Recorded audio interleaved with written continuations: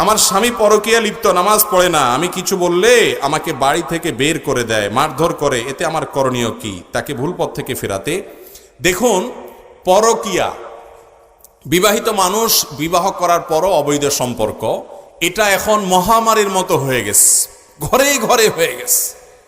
বেশিরভাগ ঘরগুলোতে এমন এমন পুরুষরা পরকীয়ায় লিপ্ত, এমন এমন মহিলা পরকীয়ায় লিপ্ত যে কল্পনাও করা যায় না। 5 ওয়াক্ত সালাত আদায় করে অথচ পরকীয়ায় লিপ্ত, পর্দা করে অথচ পরকীয়ায় লিপ্ত। এর অন্যতম কারণ হলো সোশ্যাল মিডিয়ার যথেচ্ছা ব্যবহার, গোপন পাপ, এগুলো মানুষকে পরকীয়ার দিকে নিয়ে যাচ্ছে।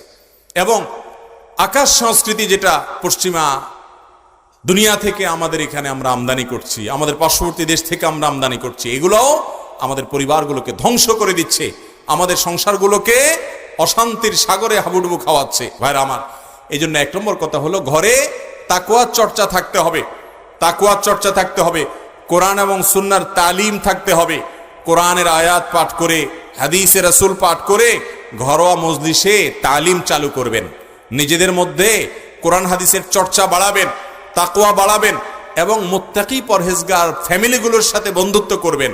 এর মধ্য দিয়ে পরিবারের মধ্যে তাকওয়া আসবে। পরিবারের মধ্যে তাকওয়া আনার জন্য তাকওয়া আছে এইরকম ফ্যামিলির সাথে রিলেশনের কোনো বিকল্প নাই। এর পাশাপাশি একজন নারী, তিনি তার স্বামী যদি পরকীয়া লিপ্ত হয়, অথবা একজন পুরুষ তার স্ত্রী যদি পরকীয়া লিপ্ত হয়, তাদেরকে যথাসম্ভব ফেরানোর চেষ্টা করবেন এবং নসিহা করবেন, বুঝাবেন, না হলে মুরব্বীদেরকে দিয়ে বুঝাবেন।